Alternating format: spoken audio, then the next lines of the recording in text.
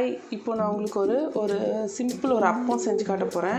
இந்த அப்பத்துக்கு என்ன தேவைன்னு பார்த்தீங்கன்னா, நார்மல் வாழைப்பழம், அந்த வாழைப்பழம் ஒன்று, அப்புறம் ஒரு சர்க்கரை கொஞ்சம் தேவைப்படும். மெஷர்மெண்ட்டுன்னு கிடையாது, இது வந்து இந்த மாதிரி ரவா அப்பம். அதனால் ரவை கொஞ்சம் ஒரு கப் எடுத்துக்கோங்க. மைதா கொஞ்சம் பேலன்ஸ் பண்ணுறதுக்கு மைதா, அதுக்கப்புறம் முந்திரி வேணும், ஏலக்காய் வேணும். இதுதான் ஐட்டம்ஸ் நமக்கு தேவையானது இந்த அப்பம் பண்ணுறதுக்கு. இது பேர் வந்து ரவா அப்பம். ஸோ இந்த அப்பம் பண்ணுறதுக்கு இந்த இன்க்ரீடியன்ட்ஸ்லாம் தேவை.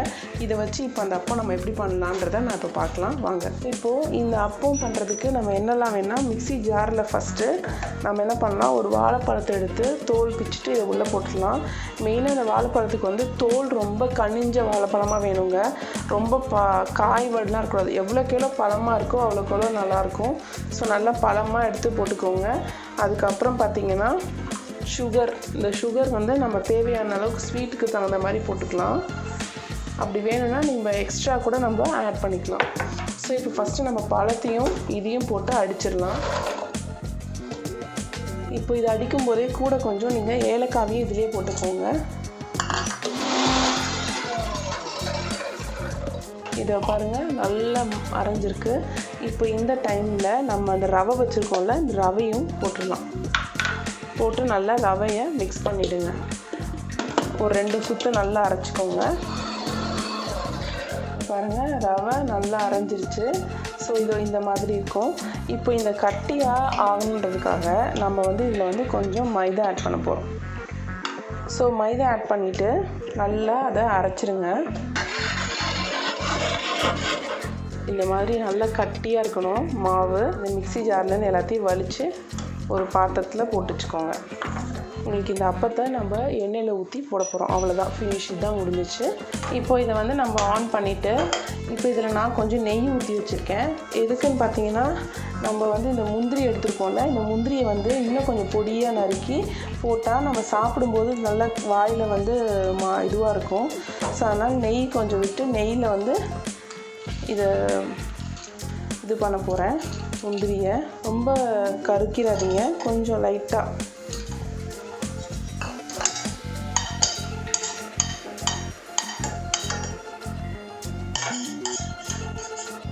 ஸோ இதை எடுத்து இப்போது நம்ம இந்த மாவில் போட்டுடலாம்.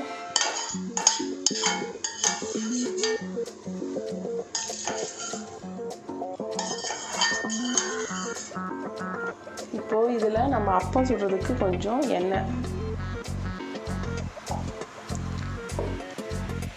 இந்த எண்ணெய் நல்லா காயட்டும்.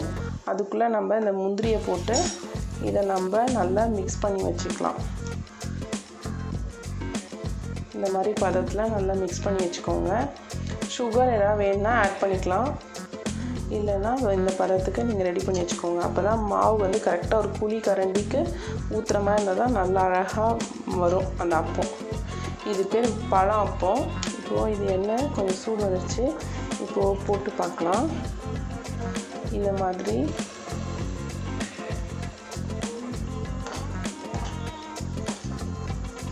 அப்பத்தை வந்து இப்படி எண்ணெயில் இப்படி ஊற்றுங்க.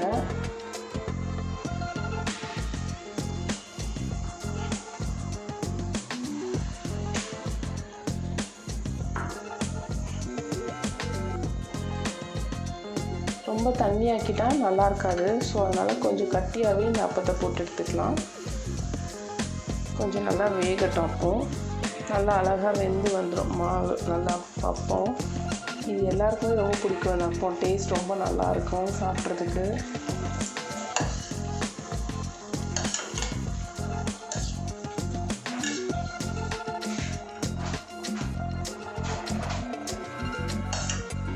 ஸோ இப்போ பாருங்கள், அப்பம் எவ்வளோ நல்லா அழகாக புசு புசுன்னு வந்திருக்குன்னு. ஸோ இப்படி தான் அந்த அப்பம் நல்லாயிருக்கும். ஹாய் வியூவர்ஸ், இப்போ நம்ம பண்ண அந்த அப்பம் வந்து உங்களுக்கு ரொம்ப பிடிச்சிருக்கோன்னு நினைக்கிறேன். ஸோ இந்த அப்பத்தை வந்து நான் இப்போ டேஸ்ட் பண்ணிவிட்டு சொல்கிறேன் எப்படி இருந்துச்சுன்னு. இங்கே பாருங்கள், நல்ல புஸ் புஸ்ன்னு பெருசாக இருக்கா. ஸோ எண்ணெய் இதில் வந்து போட்ட உடனே இது வந்து நல்லா அழகாக இதுவாகிடும், புஃபுன்னு ஆகிடும். இந்த அப்பம் வந்து அந்த மாதிரி புஃபுன்னு ஆனால் தான் பர்ஃபெக்டாக இருக்குதுன்னு அர்த்தம்.